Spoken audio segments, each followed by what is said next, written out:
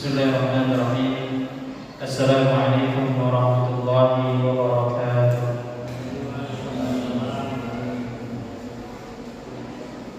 Innal hamdalillah nahmaduhu wa nasta'inuhu wa nastahdihi wa nastaghfiruhu wa natubu ilayhi wa na'udzu billahi min shururi anfusina wa sayyiati a'malina. Man yahdihillahu fala mudilla lahu wa man yudlilhu fala hadiya lahu. Asyhadu an la ilaha illallah wahdahu la syarika lahu wa asyhadu anna Muhammadan abduhu wa rasuluh alladzi la nabiyya wa la rasula ba'dahu. Qala Allah tabaraka wa ta'ala, ya ayyuhalladzina amanu taqullaha haqqa tuqatih wa la tamutunna illa wa antum muslimun. Ya ayyuhan nas ittaqu rabbakum alladzi khalaqakum min nafsin wahidah wa khalaqa minha zawjaha wa batha minhuma rijalan katsiran wa nisaa'a wattaqullaha alladzi tasaaluna bihi wal arham innallaha kana 'alaykum raqiba. Ya ayyuhalladzina amanu taqullaha wa qulu qawlan sadida yuslih lakum a'malakum wa yaghfir lakum dhunubakum wa man yuti'illaha wa rasulahu faqad faza fawzan 'azima.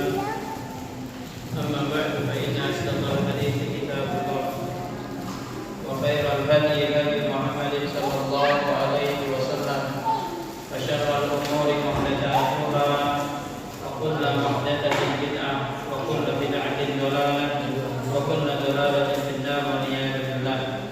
Ma'asyiral muslimin wal muslimat rahimani wa rahimakumullah. Alhamdulillah atas nikmat dan karunia dari Allah Subhanahu wa taala kita diberikan di antara nikmat oleh Allah Subhanahu wa taala berupa nikmat talabul ilmi, yang mana dengan talabul ilmi inilah Rasulullah sallallahu alaihi wasallam diperintahkan oleh Allah Subhanahu wa taala untuk berdoa meminta kepadanya tambahan ilmu. Dan tentunya doa ini sama-sama telah kita hafal, sama-sama telah kita ketahui dengan doa Rabbi zidni ilma, ya Allah tambahkanlah kepadaku ilmu. Maka ini menunjukkan bahwa ilmu suatu perniagaan yang mahal, suatu perniagaan yang agung, dan perniagaan ini berupa kebaikan ini yang Allah Subhanahu wa taala berikan kepada siapa yang Allah Subhanahu wa taala kehendaki. Kaum muslimin rahimani wa rahimakumullah. Kembali kita mengkaji kitab Ashrul Qawaid fi Tazkiyatin Nafs, 10 kaidah di dalam pensucian jiwa. Kitab Ashrul Qawaid fi Tazkiyatin Nafs merupakan di antara kitab Syekh Abdul Razak bin Abdul Muhsin Al-Badar hafizahullah taala. Kita telah membahas dan menyelesaikan kaidah yang pertama dan yang kedua. Kaidah yang pertama menyebutkan bahwa tauhid adalah fondasi dasar dalam penyucian jiwa. Dan adapun kaidah yang kedua menyebutkan doa adalah kunci penyucian jiwa. Di antara kita, siapa yang masih ingat doa dari Nabi sallallahu alaihi wasallam dalam rangka meminta penyucian jiwa?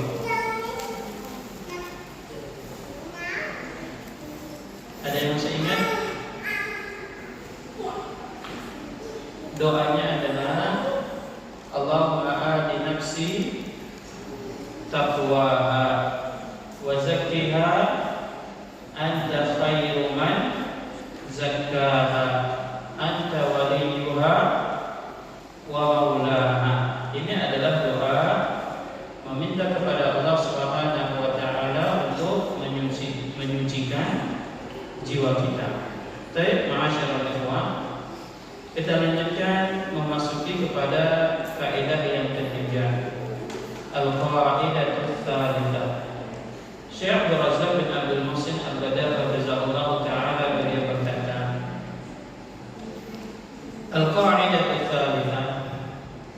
Al-Qur'anul Karim manba'u tazkiyati wa ma'inuha.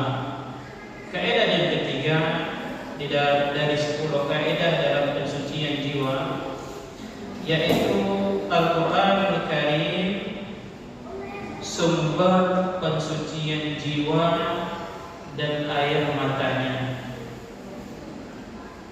Sebagaimana yang kita ketahui bahwa Al-Qur'anul Karim adalah pedoman kehidupan kita, maka tentunya sumber pensucian dan pembersihan hati dan jiwa kita harus berlandaskan dengan Al-Quran. Siapa yang mengambil sarana pensucian dan pembersihan jiwa dan hatinya tanpa melalui Al-Quran, maka dia telah tertipu, walaupun dia merasakan ketenangan di dalamnya. Kenapa? Karena tentunya Al-Quranul Karim diturunkan kepada kita sebagai penyembuh dari segala penyakit. Makanya hendaknya kita jadikan Al-Quranul Karim sebagai sumber pensucian jiwa dan air matanya. Qala Allah Subhanahu wa ta'ala, Allah Subhanahu wa ta'ala berfirman, laqad manna Allahu 'alal mu'minina id ba'atha fihim rasulan min anfusihim. Sungguh Allah telah memberikan karunia atas orang-orang yang beriman. Id ba'atha fihim rasulan min anfusihim, tatkala Allah mengutus seorang rasul bagi orang-orang yang beriman, min anfusihim, dari golongan mereka. Apa fungsi dan tugas seorang rasul diutus kepada orang-orang yang beriman? Yatlu alaihim ayatihi. Para rasul itu membacakan ayat-ayat Allah kepada mereka. Wa yuzakkihim, dan mensucikan mereka. Wa yu'allimuhumul kitaba wal hikmah, dan para rasul itu diutus untuk mengajarkan Al-Quran dan Sunnah. Maka ini menunjukkan di ayat tersebut, di antara faedah ayat Al-Quran dibaca kepada kita atau kita membaca ayat Al-Quran, di antara tujuannya adalah yuzakkihim, untuk membersihkan hati kita, untuk mensucikan jiwa kita. Karena kita mengetahui di antara firman Allah Subhanahu wa ta'ala menyebutkan, qad aflaha man zakkaha wa qad khaba man dassaha. Sungguh beruntung orang-orang yang mensucikan, membersihkan jiwanya, hatinya, dan sungguh merugi orang-orang yang mengotori jiwanya, hatinya. Maka di antara fungsi kita membaca Al-Quran adalah untuk membersihkan jiwa kita. Fa'allahu ma tasbu bihi an-nafsul Qur'anul Karim. Perkara yang paling utama untuk membersihkan jiwa kita adalah dengan Al-Quranul Karim. Alladzi huwa kitabut tazkiyati wa manba'uha wa ma'inuha wa masdaruha. Karena Al-Quranul Karim adalah kitabut tazkiyah, kitab yang berisikan tentang pensucian jiwa. Karena Al-Quranul Karim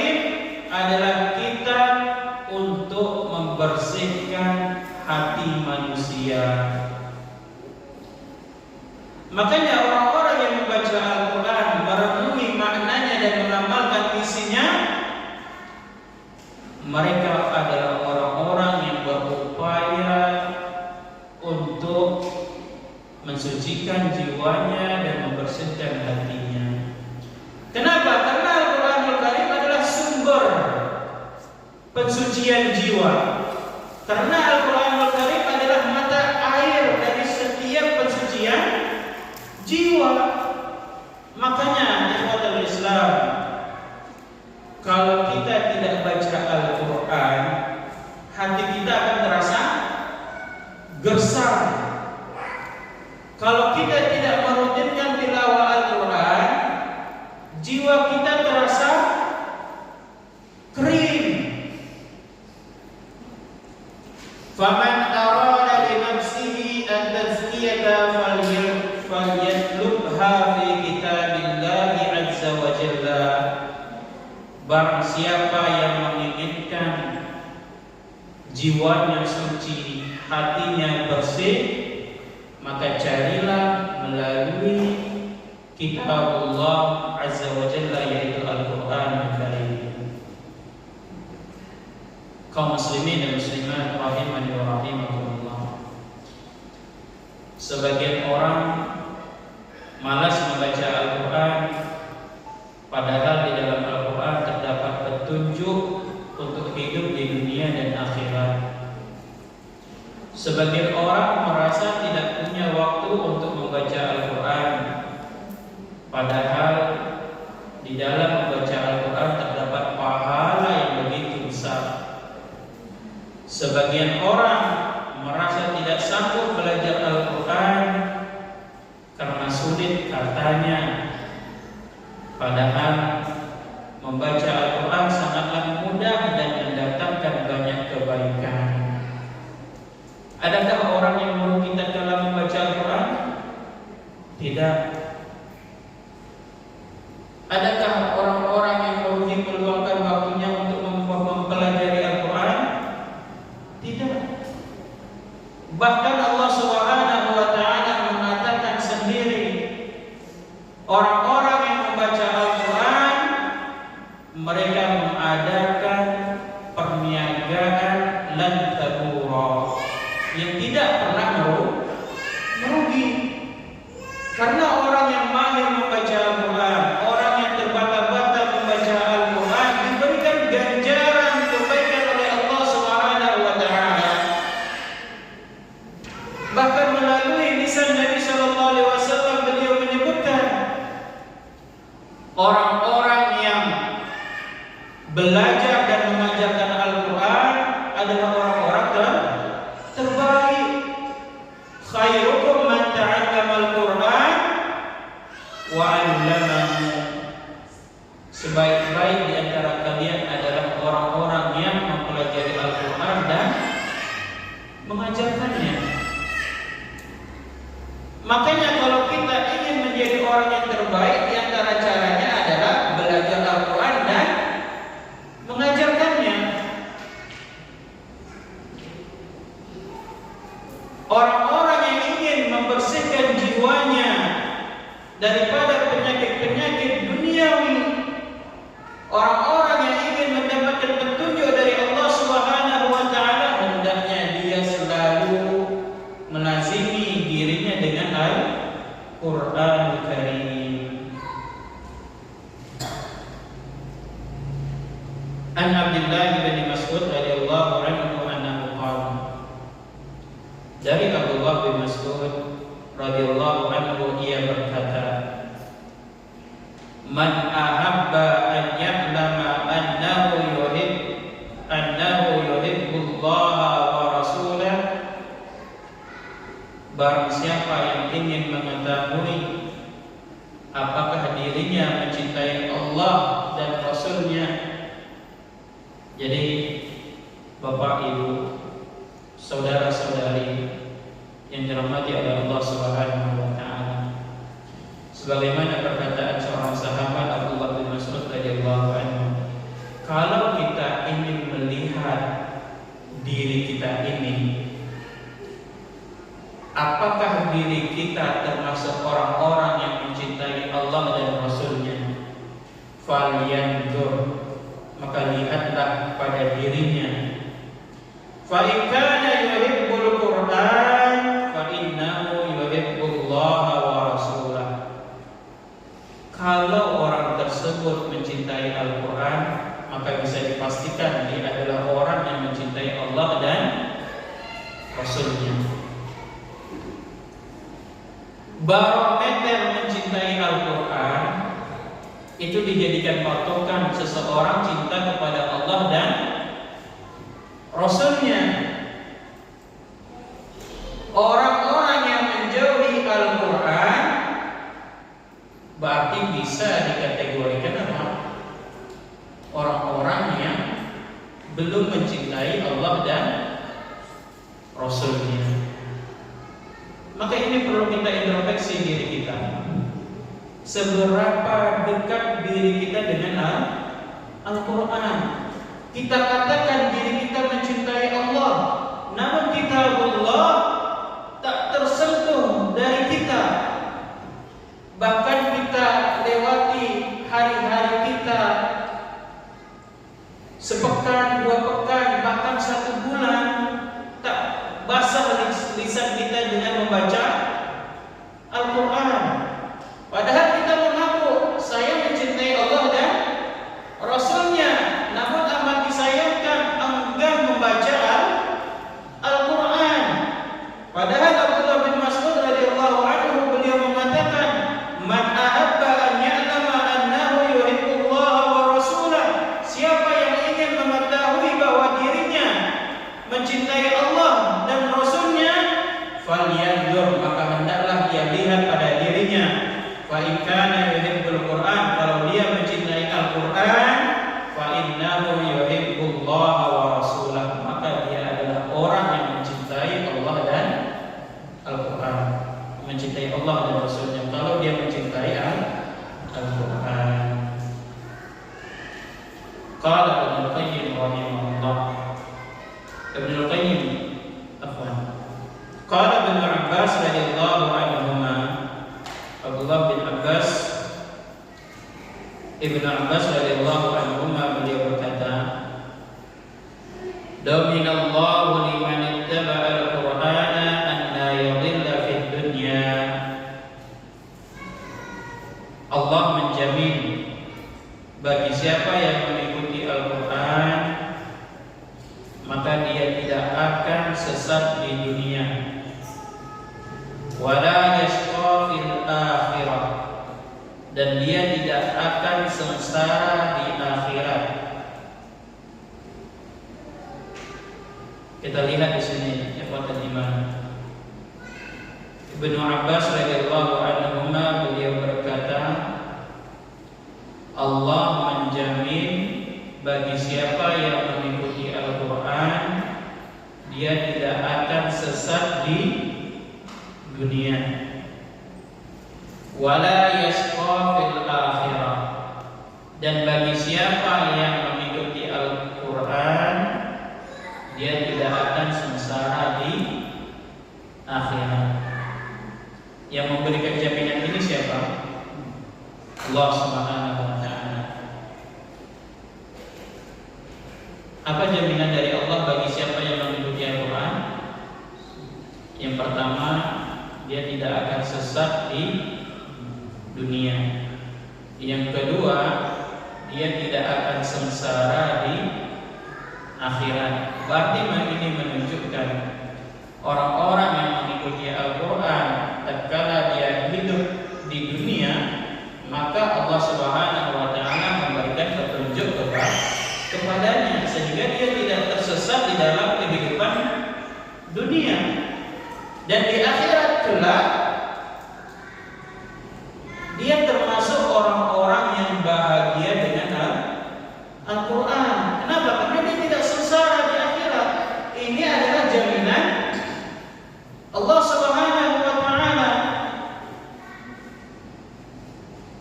Karena setiap apa yang dibaca dari Al-Quran, setiap satu hurufnya satu kebaikan dikali dengan 10 kebaikan, bahkan dengan kebaikan-kebaikan yang berlipat ganda. Dan di dalam hadis Nabi SAW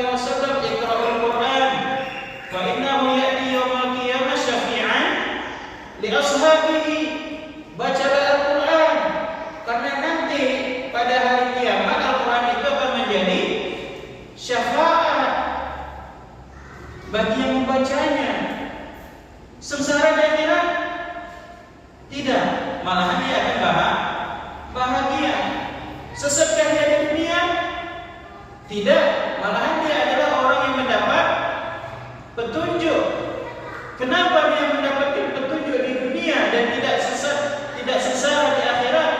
Karena dia mengikuti Al-Quran. Dan Al-Quran ini adalah ucapan siapa? Ucapan Allah Subhanahu wa ta'ala. Allah yang menciptakan langit dan bumi. Allah lah yang pemilik dunia dan akhirat. Tentunya kalau kita mengetahui yang demikian, tentunya kita akan mengikuti aturan Allah Subhanahu wa ta'ala. Allah yang memberikan jaminan. Tsumma tala, kemudian Ibnu Abbas radhiyallahu anhu membacakan ayat Al-Quran, faman ittaba'a hudaya fala yadhillu wa la yashqa. Siapa yang mengikuti petunjukku, yang dimaksudkan di sini adalah Al-Quran. Apa yang dia dapat baginya yang mengikuti petunjuk Allah Subhanahu wa ta'ala dari Al-Quran? Fala yadhillu wa la yashqa. Dia tidak sesat dan dia tidak pula sengsara. Wa qala ta'ala, dan Allah Subhanahu wa ta'ala berfirman, ya ayuhan nasu qad ja'atkum maw'idatun min rabbikum. Wahai manusia, qad ja'atkum maw'idatun min rabbikum, sungguh telah datang kepada kalian nasihat dari Rabb kalian. Yang dimaksudkan dengan mau'izah di sini berupa nasihat adalah Al-Quran. Apa isinya di dalam Al-Quran? Wa shifaa'un lima fis sudur. Ternyata di dalam Al-Quran itu terdapat penyembuh dari segala penyakit di dalam dada. Wa hudaw wa rahmatul lil mu'minin. Dan di dalam Al-Quran tersebut terdapat petunjuk dan rahmat bagi orang-orang yang beriman. Qala Ibnu Qayyim rahimahullah. Ibnu Qayyim rahimahullah beliau berkata, Al-Quran huwa asy-syifa'ut tam min jami'il adwa'il qalbiyyati wal badaniyah. Al-Quran adalah penyembuh yang sempurna dari seluruh penyakit-penyakit hati dan penyakit fisik. Kenapa Ibnu Qayyim rahimahullah menafsirkan bahwa Al-Quran adalah penyembuh, obat yang sempurna dari seluruh penyakit hati dan badan, wa adwa'id dunya wal akhirah. Kemudian dikatakan bahwa Al-Quran itu adalah obat dari seluruh penyakit dunia dan akhirat. Kenapa demikian? Ibnu Qayyim rahimahullah menafsirkannya karena kata Allah Subhanahu wa ta'ala, qad ja'atkum maw'idatun min rabbikum wa shifaa'un lima fis sudur. Karena Allah Subhanahu wa ta'ala mengatakan syifa' lima fis sudur, penyembuh. Jadi ini maknanya umum. Maka setiap penyakit hati maupun itu penyakit berupa penyakit fisik, maka obatilah penyakit-penyakit tersebut dengan Al-Quran. Kalau kita sering marah, kalau kita hasad, kalau kita ghibah, obatnya dengan apa? Al-Quran. Bahkan penyakit fisik sekalipun obatnya dengan Al-Quran. Bagaimana? Baca betul-betul ayat-ayat Allah. Tatkala seorang sahabat tersengat kalajengking, diruqyah oleh sahabat yang lain sembuh. Jadi bukan hanya gangguan jin, sihir saja pengobatannya dengan ayat-ayat Allah, tapi juga penyakit-penyakit fisik. Begitu pula penyakit yang berkaitan dengan dunia. Seseorang gila jabatan, seseorang gila popularitas, dan yang lain sebagainya. Pengobatannya bagaimana? Dengan Al-Quran. Wa qala ta'ala, dan Allah Subhanahu wa ta'ala berfirman, alladzina atainahumul kitaba yatlunahu haqqa tilawatihi ulaika yu'minuna bihi. Alladzina atainahumul kitab, dan adapun orang-orang yang kami berikan kepada mereka Al-Quran, yatlunahu haqqa tilawatihi, mereka membacanya dengan bacaan yang sebenar-benarnya. Ulaika yu'minuna bihi, mereka itulah orang-orang yang beriman dengan Al-Quran. Wa tilawatul kitabi haqqa tilawah, membaca Al-Quran dengan bacaan yang sebenarnya. Bagaimana kita membaca Al-Quran dengan bacaan yang sebenarnya? Ditafsirkan adalah dengan takunu bi qiraatihi wa hifzihi. Jadi kalau kita ingin membaca Al-Quran dengan bacaan yang sebenarnya, yang pertama dengan membacanya. Tentunya membaca Al-Quran sesuai dengan makharijul hurufnya, sesuai dengan hukum-hukum tajwidnya. Ini tahap pertama, membaca Al-Quran dengan sebenar-benarnya bacaan. Kita membaca Al-Quran, perhatikan makharijul hurufnya, perhatikan hukum-hukum tajwidnya. Yang kedua, wahifzihi, dengan menghafal Al-Quran. Setelah kita membacanya, kita berupaya untuk menghafalkannya. Kemudian setelah itu apa lagi? Yang ketiga, wa fahmihi wa tadabburihi, yaitu dengan berusaha untuk memahami ayat-ayat Al-Quran. Kemudian yang keempat, dengan mentadabburinya. Nah, yang biasanya kita ini masih berada di tahap ke-1 dan kedua, yaitu masih tahap membaca Al-Quran dan menghafalkannya.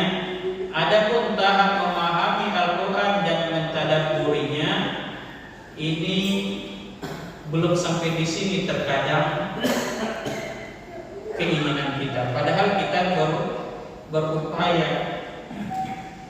Coba di antara kita, ada gak yang pernah membaca terjemahan Al-Quran dari Al-Fatihah sampai An-Nas? Ada gak yang sudah hafal baca terjemahan? Kan kita kan berusaha ya. Kalau kita baca gak paham apa yang kita baca, kurang terasa nikmat. Kenapa? Karena kita tidak paham apa yang kita baca. Beda halnya dengan orang yang membaca Al-Quran dan dia paham. Makanya orang yang paham dengan apa yang dia baca dari Al-Quran, dia bisa berlama-lama dengan Al-Quran. Nah, dia menikmatinya. Coba di antara kita, ada nggak berupaya kita memahaminya? Iya, mungkin ada, tapi tidak secara menyeluruh. Mungkin hanya sebagian surah atau sebagian ayat saja yang kita ingin mengetahui maknanya. Kalau menghatamkan membaca Al-Quran, iya. Bahkan di bulan Ramadan kita jadikan itu suatu kegiatan rutinitas. Khatam 30 juz, membaca. Tapi kalau ditanya paham tidak apa yang kita baca? Belum tentu. Ada nggak usaha kita membaca terjemahannya minimal dari awal sampai akhir 30 juz? Ini harus kita upayakan. Agar apa?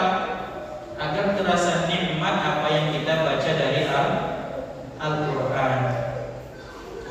Kita mulai misalnya dari baca surah Al-Fatihah. Kita baca terjemahannya. Dengan baca terjemahannya, kita berupaya untuk memahami makna yang terkandung di dalamnya.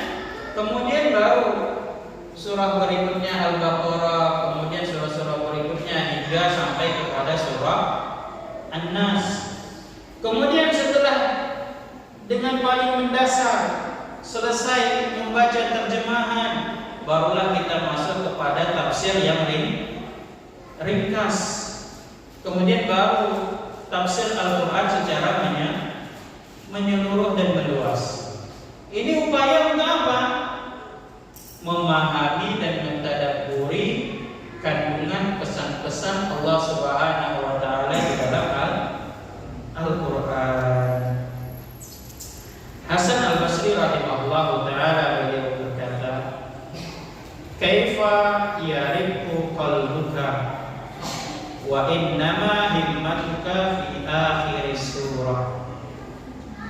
Bagaimana engkau menginginkan hatimu itu lembut, sedangkan tujuan ambisimu itu adalah sampai kepada ujung surah. Maksudnya apa? Hanya sebatas membaca tanpa memahami.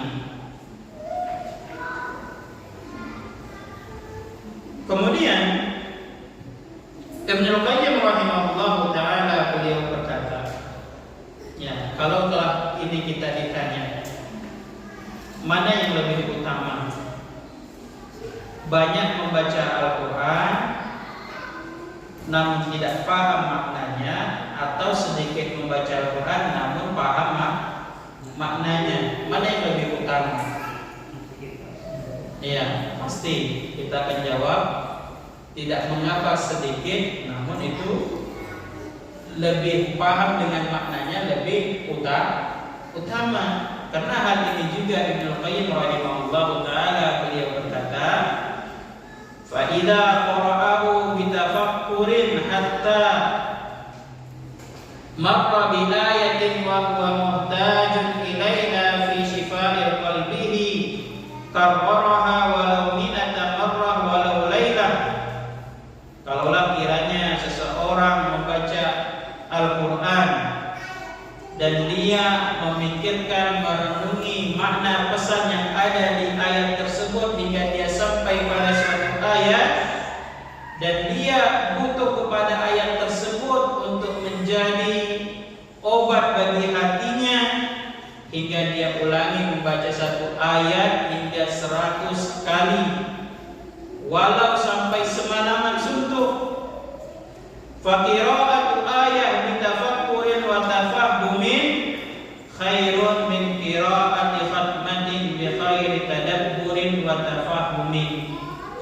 Membaca satu ayat dengan tadabbur, dengan merenungi maknanya, dengan memahami isi kandungannya, dengan tadabbur. Satu ayat dibaca dengan tadabbur, kata Ibnu Qayyim, itu lebih baik daripada membaca Al-Quran sampai khatam tapi tidak tadabbur maknanya. Kenapa? Karena satu ayat yang dibaca dengan tadabbur ternyata anfa' bil qalbi, ternyata lebih bermanfaat untuk hati, lebih bisa untuk menanamkan keimanan di dalam jiwa, dan terasa nikmat manisnya membaca Al-Quran. Ini kalau kita membaca Al-Quran bertadabbur. Kemudian apa yang kita lakukan setelah kita memahami dan mentadabburi ayat-ayat Allah? Wal amalu bihi. Kemudian adalah mengamalkannya. Berarti ini menunjukkan membaca Al-Quran dengan sebenar-benarnya bacaan. Yang pertama dengan membacanya sesuai dengan makharijul huruf dan hukum-hukum tajwidnya. Kemudian dengan menghafalkannya. Kemudian yang ketiga dengan memahaminya. Yang keempat dengan mentadabburinya. Yang kelima dengan mengamalkannya. Bagaimana mengamalkan Al-Quran? Kalau di dalam Al-Quran disebutkan tentang ayat-ayat berbakti kepada orang tua, maka kita aplikasikan di dalam kehidupan sehari-hari kita dengan berbakti kepada orang tua. Di dalam Al-Quran disebutkan berkata baik, maka kita pun berupaya mengaplikasikannya di dalam diri kita dalam kehidupan sehari-hari untuk berkata baik. Ini adalah makna dari mengamalkan Al-Quran. Berarti setiap perintah yang ada di Al-Quran dilaksanakan, setiap larangan yang ada di dalam Al-Quran ditinggalkan, dan setiap berita kisah-kisah yang ada di dalam Al-Quran dibenarkan dan diyakini. Ini maknanya al-amal bil Quran, mengamalkan Al-Quran. Kama fassarahu bidzalika sahabatu wat tabi'un. Demikianlah yang ditafsirkan oleh para sahabat dan para tabi'in. Qala Ibnu Mas'ud radhiyallahu anhu, Ibnu Mas'ud radhiyallahu anhu beliau berkata, kana ar-rajulu minna idza ta'allama 'ashra ayat lam yujawizuhunna hatta ya'rifa ma'aniyahunna wal 'amala bihinna. Ini kata Ibnu Mas'ud radhiyallahu anhu. Dahulu orang-orang di antara kami apabila mereka mempelajari 10 ayat dari Al-Quran, 10 ayat. Yang belajar siapa? Para sahabat di masa Nabi Sallallahu Alaihi Wasallam. 10 ayat. Ini kata seorang sahabat Ibnu Mas'ud radhiyallahu anhu. Lam yujawizuhunna. Mereka tidak menambah, dalam artian mereka tidak berpindah ke ayat yang berikutnya. Hatta ya'rifa ma'aniyahunna wal 'amala bihinna. Hingga mereka mengetahui makna yang ada yang terkandung di dalam 10 ayat tadi yang mereka pelajari dan mereka pun mengamalkannya. Jadi di dalam kedekatan kita di dalam Al-Quran tidak hanya dituntut untuk membacanya dan menghafalkannya, tapi yang lebih utama adalah memahami isi kandungannya, mentadabburinya dan mengamalkannya. Bukan siapa yang paling banyak hafalannya, akan tetapi siapa yang paling mentadabburi kalamullah dan siapa yang paling mengamalkan Al-Quran. Ini penting bagi kita. Bukan berarti saya tidak mau banyak hafalan, tidak demikian. Siapa yang Allah Subhanahu wa taala berikan kemudahan untuk menghafal Al-Quran, maka itu adalah suatu nikmat sendiri. Namun setelah itu apa yang harus kita upayakan? Memahami maknanya dan mengamalkannya. Wa qira'atul Qur'ani duna fahmi ma'ani awil 'amal bima jaa'a fihi la tu'addu tilawatan bihaqqin.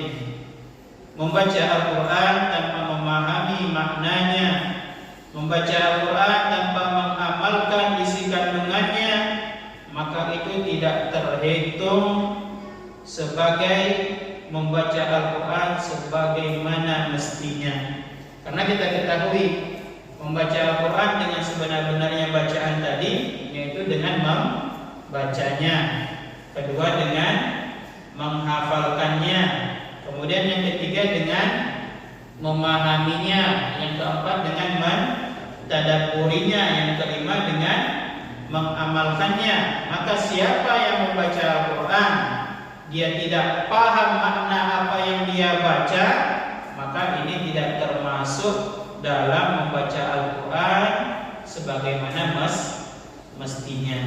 Karena kata Allah Subhanahu wa taala, alladzina atainahumul kitaba yatlunahu haqqa tilawatih. Adapun orang-orang yang kami beri kepada mereka Al-Quran, mereka itulah yang membaca Al-Quran sebagaimana mestinya. Oleh karena itu Fudail bin Iyad rahimahullah beliau berkata, innama nazala al-Quran liyu'mala bih fattakhadha an-nas qira'atahu amalan. Sesungguhnya Al-Quran itu diturunkan untuk diamalkan. Adapun manusia menjadikan membaca Al-Quran sebatas sebagai amalan. Seharusnya apa? Mengamalkan Al-Quran itu dengan betul-betul mengaplikasikan ayat-ayat di dalam Al-Quran itu di dalam kehidupan sehari-hari, bukan hanya sebatas membacanya. Wa idza akramallahu subhanahu wa ta'ala abdahu bi tilawatil Qur'an wa tadabburihi wa mujahadatin nafsi 'ala al-'amali bihi nala min at-tazkiyati awfara nasibin. Bagi siapa yang Allah Subhanahu wa taala muliakan di antara hambanya dengan diberikan kemudahan dengan membaca Al-Quran, kemudian dia mentadabburinya, kemudian dia berusaha untuk mengamalkan ayat-ayat Al-Quran di dalam mengaplikasikannya di dalam dirinya dan di dalam kehidupan sehari-harinya, maka dia telah memperoleh pensucian jiwa dengan terbaik. Demikian dapat kalimat azani Allah wa iyyakum jami'an. Kita akan lanjutkan kajian kita setelah salat Isya. Subhanallahumma wa bihamdika asyhadu an la ilaha illa anta astaghfiruka wa atubu ilaik. Assalamualaikum warahmatullahi wabarakatuh.